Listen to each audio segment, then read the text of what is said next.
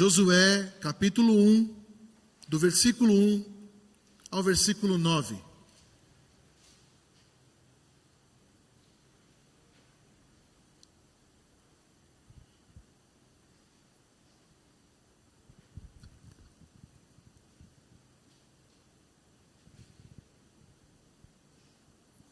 Diz assim a palavra do Senhor: Sucedeu depois da morte de Moisés, servo do Senhor, que este falou a Josué, filho de Num, servidor de Moisés, dizendo: Moisés, meu servo, é morto.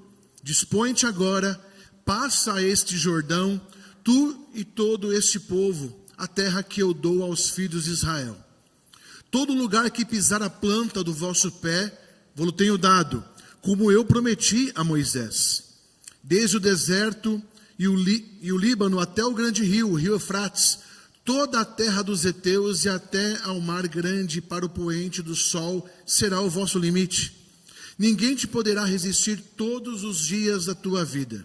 Como fui com Moisés, assim serei contigo.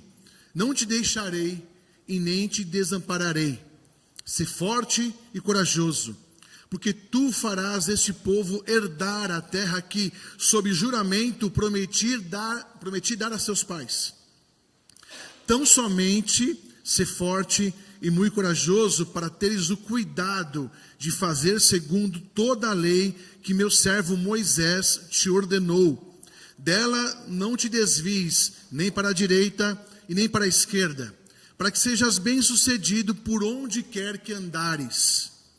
Não cesses de falar deste livro da lei. Antes, medita nele dia e noite, para que tenhas cuidado de fazer segundo tudo quanto nele está escrito. Então, farás prosperar o teu caminho e será bem-sucedido. Não te mandei eu? Sê forte e corajoso. Não temas nem te espantes, porque o Senhor, teu Deus, é contigo por onde quer que andares. Vamos orar. Ó Santo Deus, sabemos que dependemos totalmente do Senhor nesse momento, para que o Senhor trabalhe em nossos corações através da Tua palavra. Me ajude, sou refém dessa verdade, Senhor. Não deixe com que o meu coração me engane. Eu me coloco como refém, como o primeiro alvo desta mensagem nesta manhã. E abençoe, Pai, os meus irmãos também, que aqui estão comigo. Que o Senhor edifique nossa fé, que através do Teu Santo Espírito o Senhor trabalhe no nosso coração, mudando nossas convicções, nos convertendo cada dia mais, nos santificando também. E também nos dando ânimo, Pai, para este novo ano, para este novo ciclo que se inicia. Pedimos, Pai, Sua bênção, nos ajude, para louvor do Seu santo nome. E assim oramos em nome de Jesus. Amém. Amados irmãos, nós estamos diante de um novo tempo. Eu digo isso em relação ao texto. Um novo tempo em relação a esse texto. Assim como a gente reflete sobre várias coisas da vida, por exemplo, quando há mudança de ano, né, quando o ano novo começa, nós prometemos um monte de coisa. Por exemplo, prometemos que vamos fazer um regime. Né? Começaremos sempre na segunda-feira. Nós nunca definimos qual segunda-feira do ano será, mas sempre será segunda-feira. Isso mostra que a vida é feita de ciclos, não é verdade? Há vários ciclos na vida. A vida é feita de um ciclo importante, que é o nascimento, depois é a morte. E aqui não é diferente. O texto mostra claramente uma transição de liderança. Uma transição de liderança onde Moisés morre, o povo está em luto, e Deus convida esse povo a sair do luto, porque agora é hora de marchar. Só que é interessante também que a gente reflita a nossa fragilidade, aliás, a fragilidade dos nossos planos, porque assim que a gente começa um ano novo, um monte de planos surge na mente, a gente elabora um monte de coisa. Não sei se conseguimos cumprir metade daquilo que elaboramos, mas isso também revela que a nossa programação é frágil. Ainda que eu me organize, que eu ore, aquilo que eu vou elaborar para o meu plano, para a minha vida, nesse novo ano, nesse novo ciclo, pode dar tudo errado, as coisas são frágeis. E aqui a gente vai olhar para um momento decisivo da história. A transição de liderança não é fácil, porque não se sabe quem será o novo líder aqui. Se será um grande homem como foi Moisés, você será um péssimo líder. A ideia aqui é que a gente reflita se a gente já sentiu alguma vez na vida, e com certeza sim, o peso da responsabilidade diante de uma tarefa que parecia impossível. Talvez Josué havia se sentido assim. Uma tamanha responsabilidade que parece impossível, humanamente, substituir o maior líder, Moisés, impossível. Se não fosse o próprio Senhor que estivesse trabalhando e orientando. O texto de hoje, então, nos ensina, irmãos, que a conquista ela não depende do braço humano, mas da fidelidade a Deus. E fidelidade a Deus, a sua aliança. Devemos tomar cuidado em relação à fidelidade do Senhor. Deus não é fiel aos meus planos e aos meus desejos. Pelo contrário, Ele é fiel àquilo que Ele prometeu a nós. A sua aliança. É a isso que Ele é fiel. Sabe por quê? Porque a Bíblia diz que meu coração é enganoso. Os meus desejos são enganosos. Por isso, nós devemos tomar cuidado. Ele é fiel ao plano que está correndo aqui nas páginas da Bíblia. A manter um remanescente fiel até o nascimento de Cristo. Provendo as condições para que seu povo chegue à terra prometida. Nós confiamos nesse Deus, o Deus da aliança. Então nós estamos aqui no início do livro de Josué. Na nossa Bíblia, o livro de Josué, ele é o primeiro dos livros históricos. Mas no cânon hebraico, ele encabeça uma divisão chamada profetas anteriores. E isso é crucial, porque nós não estamos lendo apenas dados históricos aqui, mas uma história profética. E uma interpretação teológica de como Deus cumpre as suas promessas ao longo do tempo. A ideia aqui, muitas vezes a gente lê um texto e foca no personagem errado. O destaque não está em Moisés, e muito menos em Josué, mas no Deus que trabalha através desses homens, no Deus que age. É igual nós vemos lá em João, quando Jesus faz o primeiro milagre. O foco não está no milagre, mas em quem está operando esse grande milagre. Então a nossa visão no texto bíblico, entendimento muda quando o nosso olhar muda, o foco muda. O foco aqui é no Deus que trabalha no bastidor, está agindo pelo seu povo. E obviamente Ele vai usar homens e mulheres, e aqui vai usar essas lideranças que Ele mesmo levantou. E o contexto aqui é aproximadamente do século XV a.C., aproximadamente 1400 a.C., nas planícies de Moabe. E o cenário ele envolve uma transição, como eu citei agora há pouco, uma transição crítica. Eu cito aqui 3 pontos críticos nesse texto que envolve a transição. A primeira delas é a sucessão de liderança. Não é fácil. Não é fácil passar esse bastão. Não é fácil quando um grande líder morre, outro grande líder se levantar. Moisés, o grande legislador, morreu e a liderança passa para Josué. O segundo desafio que o texto vai mostrar também é o desafio geográfico. O Rio Jordão está à frente deles, o texto está dizendo sobre isso. E como sabemos, ele é uma barreira grande, formidável. É um vale profundo, cercado de precipícios, humanamente impossível de cruzar sem uma ponte, sem um recurso mais avançado. E o terceiro desafio é a fidelidade pactual. O livro trata da fidelidade de Deus em cumprir a promessa feita aos patriarcas, de dar uma terra de descanso ao seu povo. Ora, 3 grandes desafios que Josué vai ter que assumir a partir de agora. Então o texto ele inicia com uma distinção importante no versículo 1. Olha que interessante. Moisés é chamado de servo do Senhor. É interessante entender isso. Moisés é chamado de servo do Senhor no versículo 1. Mas Josué é chamado apenas de auxiliar de Moisés. Servidor de Moisés, é o que diz o verso 1. Somente no final do livro, lá no capítulo 24, verso 29, após provar a sua fidelidade, após Deus provar a fidelidade de Josué, é que ele recebe esse título de honra, servo do Senhor. Depois, no versículo 2, Deus ordena, dispõe-te agora e passa esse Jordão. A ordem vem acompanhada depois de uma promessa no versículo 3. Ele diz assim: todo lugar que você pisar a planta do vosso pé, vou-lo tenho dado. Veja, Note que o tempo verbal aqui é tenho dado. Deus fala de um evento futuro como se já tivesse acontecido. Maravilhoso isso, hein? Na visão profética aqui, a terra já é deles, por decreto divino. A terra já pertence a esse povo. A terra é apresentada como uma dádiva, como um presente de Deus, mas que exige a ação de possuí-la. Assim também é conosco. Já somos salvos no Senhor, graças a Deus. Mas devemos participar da nossa salvação diariamente, praticando aquilo que Deus nos ordenou, orando, jejuando, praticando obras de piedade. A ideia do texto aqui é interessante também, porque ela mostra que na nossa vida as transições vão acontecer. E elas vão acontecer amando de Deus. Deus vai promover mudanças de ciclo na nossa vida. Trocas de emprego, por exemplo, é uma mudança de ciclo. Nascimento de filhos.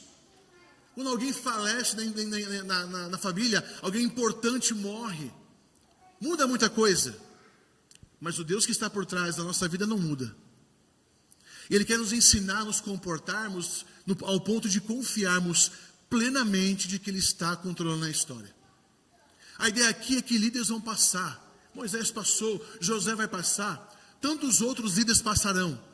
Mas a palavra do Senhor e a sua promessa e a sua fidelidade pactual não passará. E quando você olha para o cenário de hoje, você olha para o mundo hoje, você vê um mundo tenso, um mundo gemendo em dores. As dores de parto estão aumentando, parece que o bebê vai nascer logo logo. É o mesmo Deus que agiu nessa história, agindo ainda na história humana. E nos ensinando a descansar nele e não mais nos eventos. É claro, os eventos também me assustam.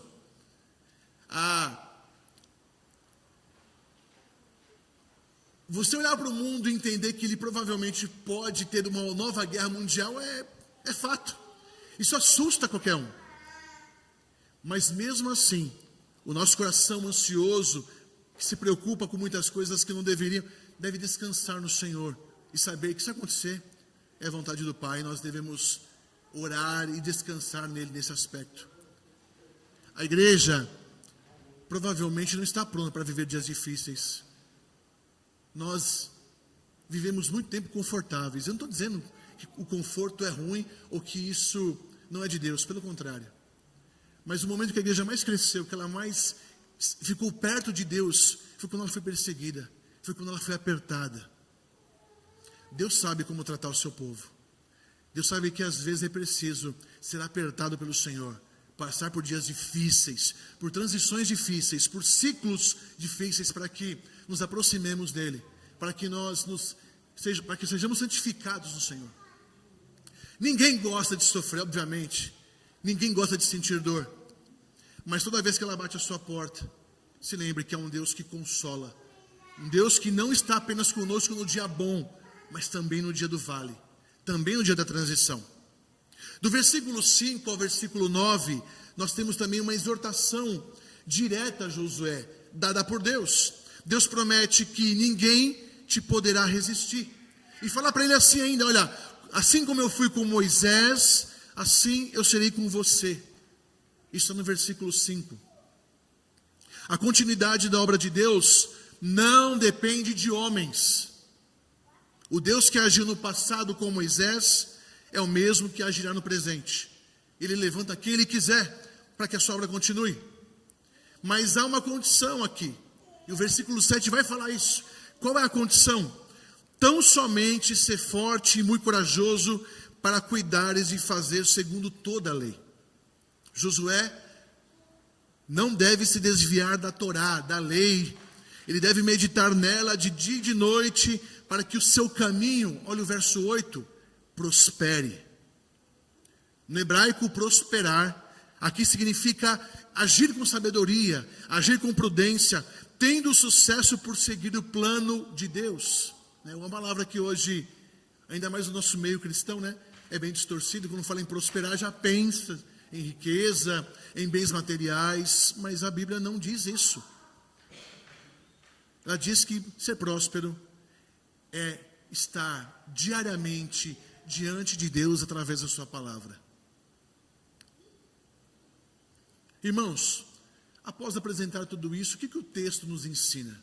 O que o texto nos ensina nesta manhã?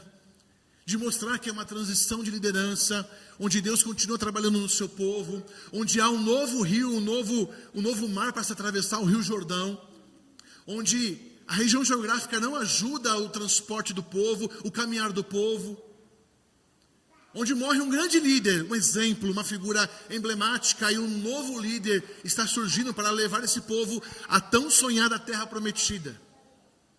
Quais lições esse texto nos ensina?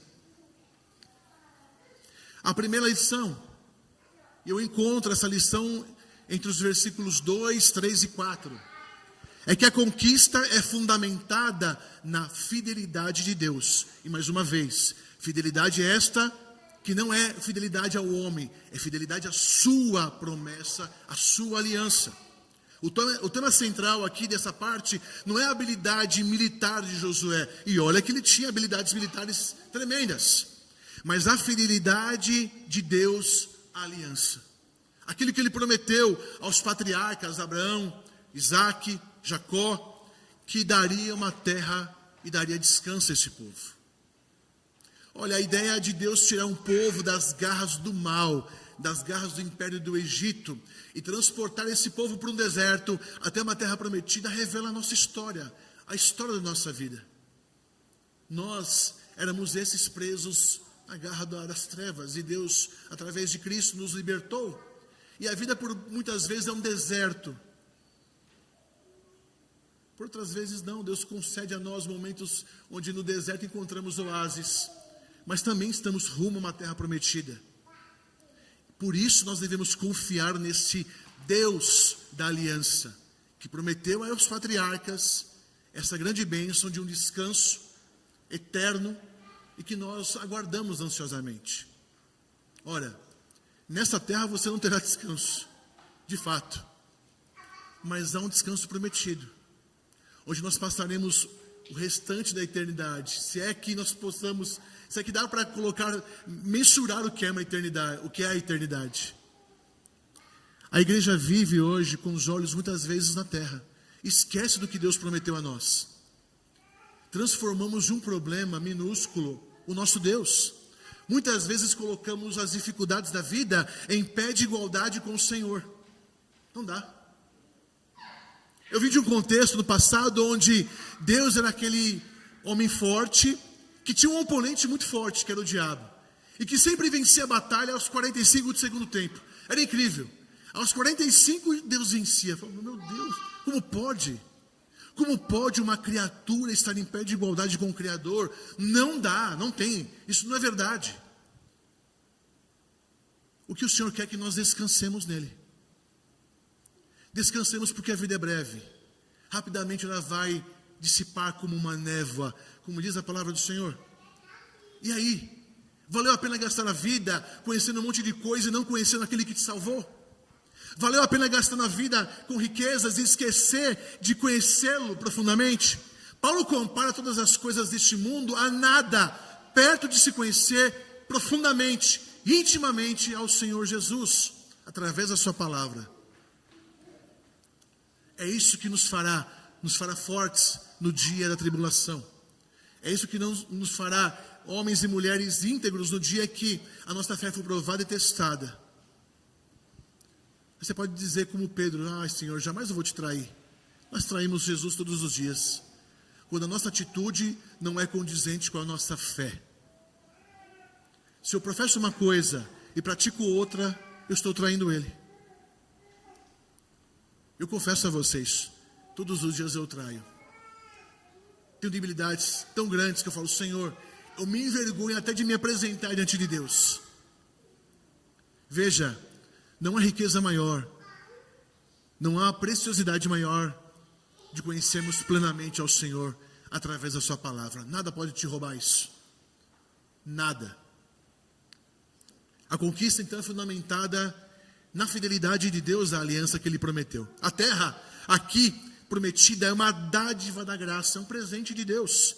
Embora Israel precise lutar, assim como nós lutamos geralmente, o livro de Josué nos mostra que é o próprio Deus quem dá a terra. É Deus que está dando essa terra. É Ele quem expulsa as nações. Deus é soberano sobre a geografia, sobre a história. As fronteiras descritas no verso 4 que nós lemos mostram a amplitude da generosidade de Deus para com o seu povo eleito. O que Deus pede para esse povo e também para nós é que nós marchemos. Continuemos caminhando e vivendo para a sua glória. Porque a conquista da terra foi Ele que nos deu. A expulsão dos falsos ídolos foi Ele que deu. Todo o trabalhar da conversão do seu coração, do meu coração, é Ele que fez. O mérito é todo dele.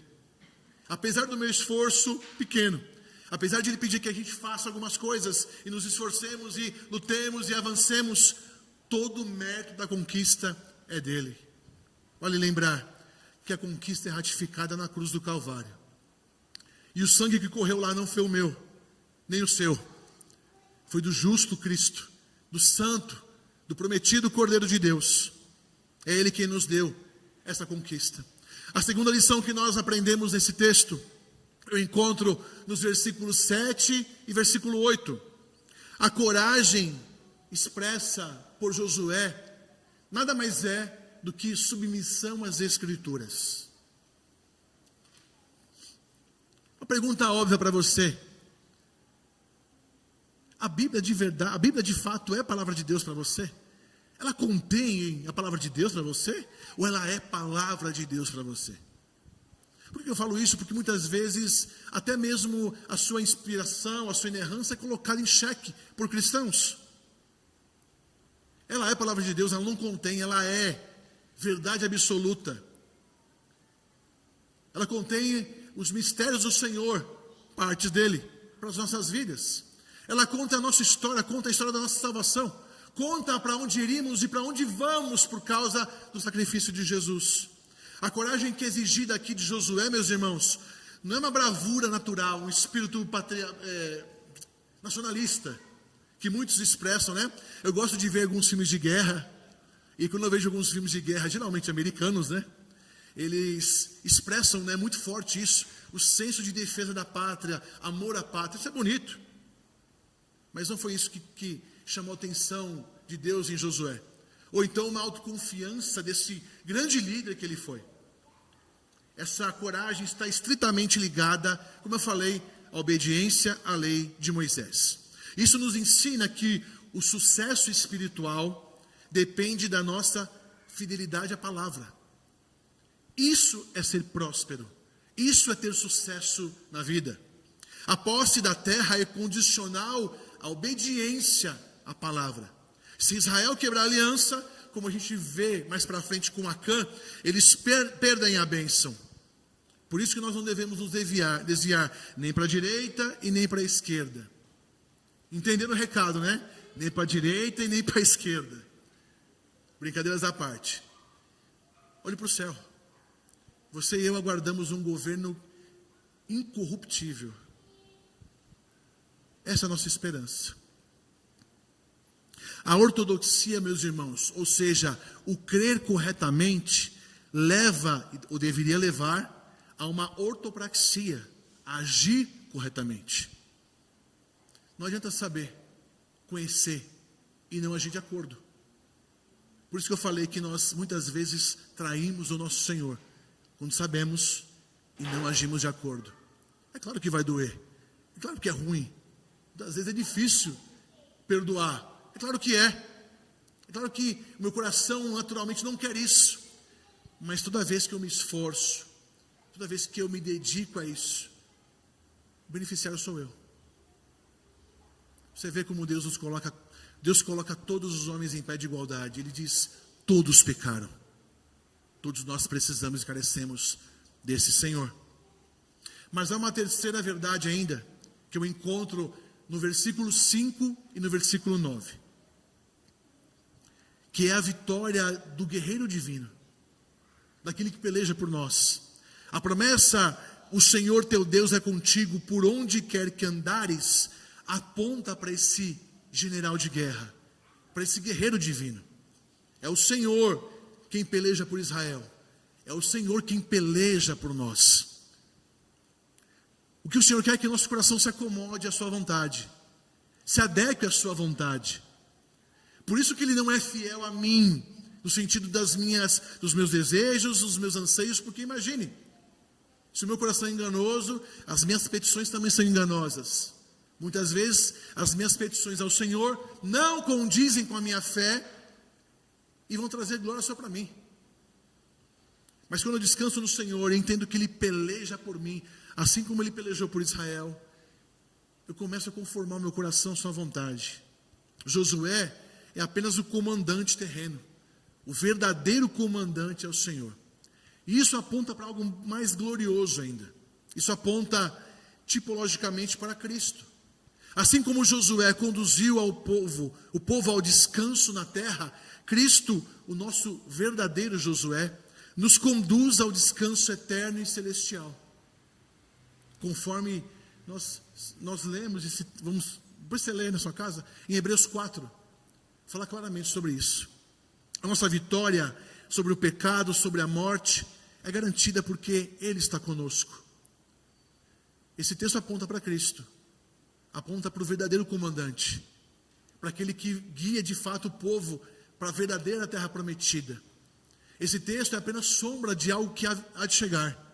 Esse texto mostra uma terra prometida geograficamente, física, mas aponta para algo eterno, para onde eu e você iremos, para onde viveremos, e onde viveremos para sempre com Ele. Concluindo, meus irmãos, quais lições ou quais aplicações nós podemos tirar desse texto para a nossa vida? A primeira delas é que a obra de Deus não para com a morte de líderes. A obra de Deus não está amarrada a líderes. Em outro contexto, talvez você encontre aí um governo eclesiástico diferente do nosso, onde um líder, quando ele está para morrer, ele elege por vontade própria os seus filhos, os seus parentes, alguém de extrema confiança. Em ditaduras acontece isso. Claramente, na Venezuela aconteceu isso, quando Hugo Chávez escolhe a dedo o seu sucessor. A obra de Deus não para com a morte dos seus líderes, pelo contrário. Assim como Deus levantou Josué, levantou Moisés, Ele levanta novos líderes, novos servos, para cumprir seus decretos eternos e soberanos na história. Deus usa esses homens apenas para cumprir aquilo que já está decretado por sua eterna vontade. A segunda lição, a aplicação, é que a prosperidade bíblica é fruto da obediência à palavra. Ser próspero na Bíblia é ser obediente à palavra do Senhor. Logo, não devemos buscar sucesso em métodos humanos ou pragmáticos. E nós somos tentados a fazer isso. Uma vez eu estava naquela famosa rua, a Rua dos Crentes, não sei se você conhece, na Conde de Sarzedo, faz tempo, viu? Fui comprar um sapato de 2 cores para mim lá. É brincadeira, meus irmãos. Lá tem tudo que você imagina. Sapato de 2 cores, terno Bem, tem muita coisa lá. E aí um homem me parou e perguntou se eu era alguma coisa na igreja. Eu falei que não, para não dar muita corda, sabe? Falei, não sou nada, meu irmão. Sou membro da igreja lá, fica tranquilo. Ele me deu um panfleto onde ele ensinava a líderes de igreja a multiplicar a membresia. Era uma mentoria que ele dava, obviamente por um valor alto, com algumas técnicas, que segundo ele estavam na palavra do Senhor, para que a sua igreja multiplicasse de membresia entre 3 e 6 meses. Dava prazo ainda, hein? Dava prazo para isso. Ora, isso aí é uma brincadeira de mau gosto, é uma ofensa a Deus, né? A própria palavra do Senhor nos mostra que quem dá crescimento aí, a obra é o próprio Senhor. É o próprio pastor deste grande rebanho. E nós o que fazemos? Nós só administramos isso. Trabalhamos em favor. Morremos pelas ovelhas. Morremos pelo corpo de Cristo. Não existe método pragmático para nada com o Senhor. O que existe é obediência. E a obediência gera bênção. Toda a tônica bíblica, toda fio fino da palavra do Senhor é um Deus que vem chamar a atenção do seu povo escolhido para a obediência. Olha, escute o meu conselho. Ouça as minhas palavras. Eu criei o universo. eu quero que você me conheça profundamente. Não para que você se torne um religioso, ou um homem que reze 10 vezes por dia e ore 50 vezes à noite, ou que passe a madrugada de joelho todo dia. Não é isso. Isso é importante, mas não é isso. É para te fazer um homem e uma mulher livre. Livre de você mesmo. Livre para sempre dos seus pecados. Quando entendemos a proposta do Senhor, uma proposta irrecusável. Eu estou morto. Ele me chama para a vida. A prosperidade bíblica não é isso. Não são métodos humanos e nem métodos pragmáticos, mas meditar na lei do Senhor dia e noite, agindo com sabedoria. Se proponha isso, nessa semana você meditar. Meditar é gastar tempo. Gaste tempo na palavra do Senhor. A própria Bíblia usa um exemplo até forte. Ele fala de ruminar, né? Aquilo fica, vai e volta, você fica pensando naquela passagem, naquela mensagem, naquele texto bíblico. Isso é meditar, é gastar tempo diariamente em conhecer o Senhor. Ainda há uma terceira aplicação que nós podemos aproveitar para a nossa vida, que é simples, mas é um desafio grande. Por que é um desafio grande? Porque hoje nos é colocado vários elementos para despertar nossa confiança. Devemos confiar no Senhor como o nosso guerreiro. Olha, quem nunca passou por uma situação terrível na vida, onde você falou, meu Deus do céu, ou eu faço alguma coisa, a coisa vai descambar. Quantas vezes nós confiamos mais nas nossas habilidades, jeitos, que fazem parte de uma certa mentalidade pragmática, do que no Senhor. Achamos muitas vezes que esperar no Senhor e confiar no Senhor é ser bobo. É esperar algo que não vai acontecer. É falar, nossa, mas Deus vai demorar para responder. Será mesmo? Entenda que muitas vezes Deus está usando essa situação não para mostrar que Ele é ou não é na sua vida, ou apenas para resolver ou não uma situação, mas para mudar o seu coração. Para mudar a maneira como nós o enxergamos. Não estou pregando aqui para você ver Deus como um fazedor de favores aos crentes. Não é isso. Mas também não estou colocando Deus distante dos seus problemas. Há alguns que creem que Deus é muito grande para se importar com os pequenos problemas do seu povo. Não, Ele se preocupa. Com certeza Ele se preocupa com as nossas mazelas. Ora, Ele sonda o teu coração como ninguém. Ele sabe dos seus medos e receios. Sabe da sua falta de convicção em alguns aspectos. Ele te formou. É aí que Ele quer trabalhar. É aí que Ele quer nos encher de ânimo. Só que para isso, como diz o título dessa mensagem, esforça-te e tenha bom ânimo. Cabe a mim me esforçar, me deleitando na palavra de Deus diariamente, buscando ao Senhor, e com certeza essa obediência me fará próspero para a glória dele. Então confie no Senhor como sendo seu fiel guerreiro, sabendo que as batalhas da vida não são vencidas pela nossa força, e não são mesmo, mas pela presença de Deus, que prometeu nunca nos deixar e nunca nos desamparar. Agora pensa, morre um grande líder, surge um novo líder, para guiar aí aproximadamente, se eu estiver errado você me perdoe, viu? Há aproximadamente, se não me falha a memória, 3 milhões de pessoas, se não me falha a memória. Opa! Você acha que o medo não alcançou o coração de Josué? A incerteza, a insegurança, a famosa incerteza do chamado, que todos os dias no seminário eu passo por isso. Será que isso é para mim mesmo, Deus? Sim, com certeza.